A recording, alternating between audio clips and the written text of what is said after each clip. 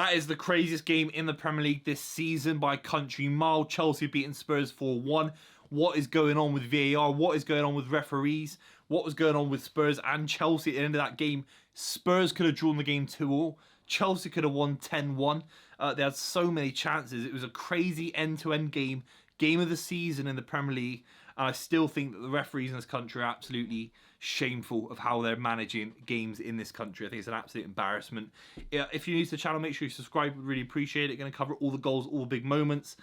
If we just review it from a kind of macro perspective, Udogie avoids a red card, which a lot of people think is a red card. For me, no way. Maybe a yellow, but not a red card.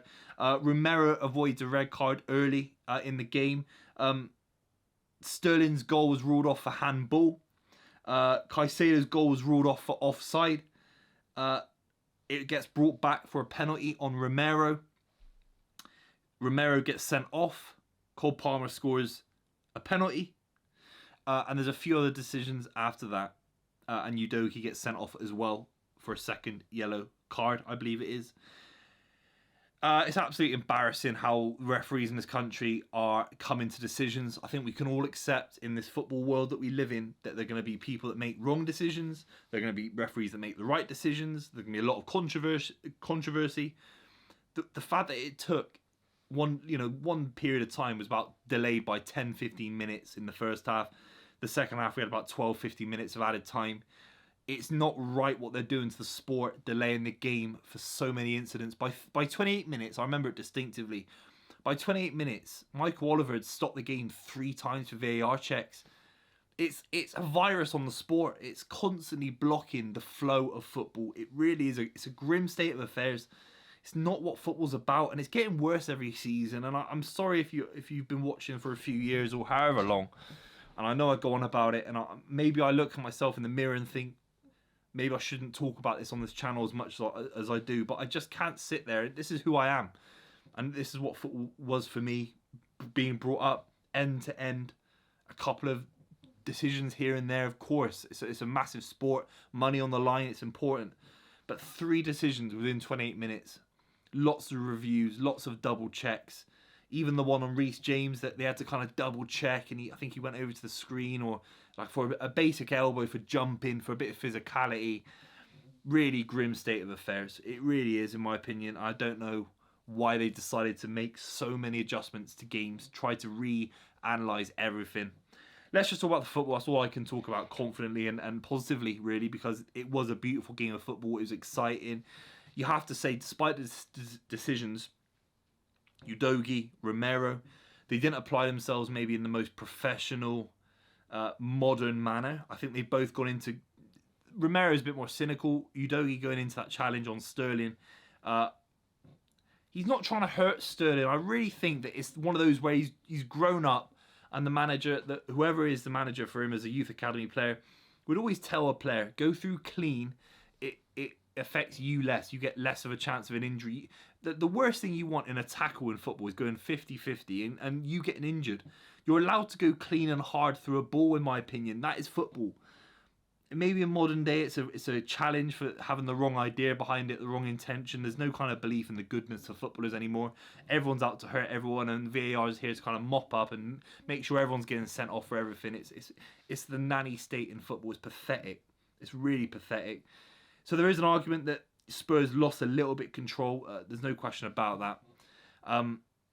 The penalty, I mean, for some reason, the fact that Jackson's offside for an opportunity from Caicedo means that VAR can go back and revisit incidents that kind of wouldn't have happened anyway if the linesman had got it right, I think.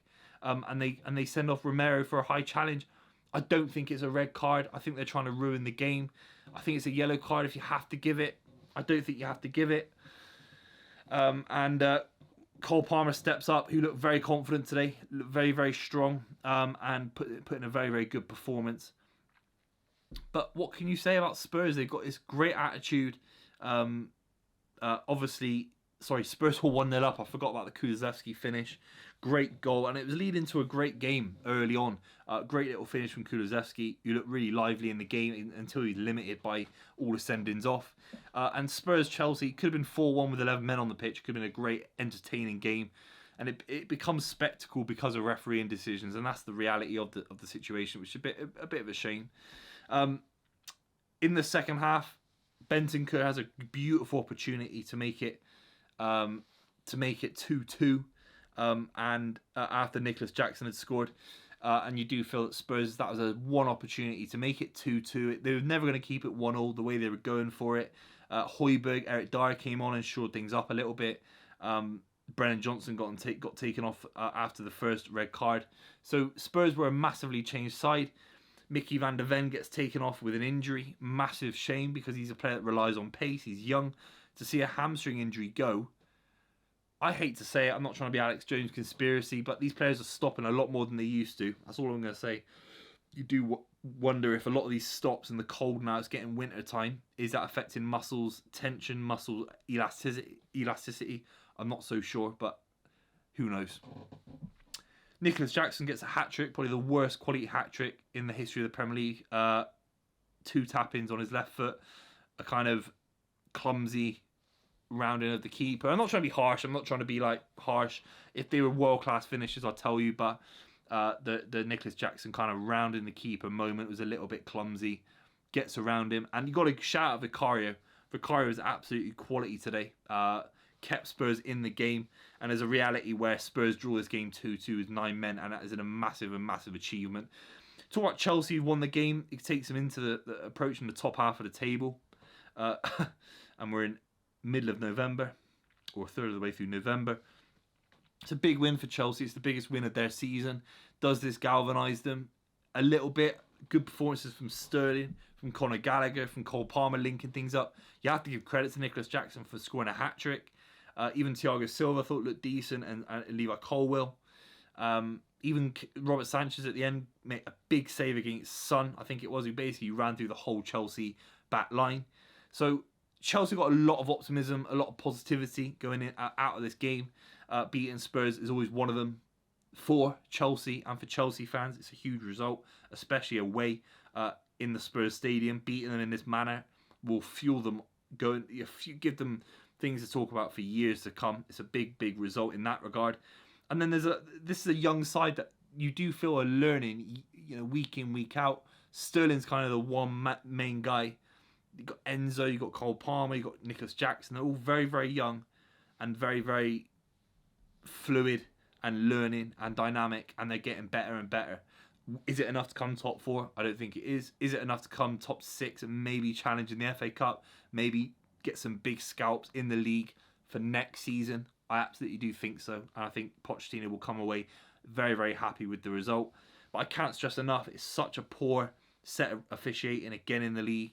They're bringing disrepute, they're bringing fatigue, they're bringing apathy to the sport, and they're slowing the quickest game, one of the quickest games end-to-end sports in the world. They're slowing it down and making it as boring as the people running the games are themselves. Let me know what you think in the comments down below. Thanks so much for watching. We'd really appreciate if you subscribed if you haven't already, and I'll see you very soon.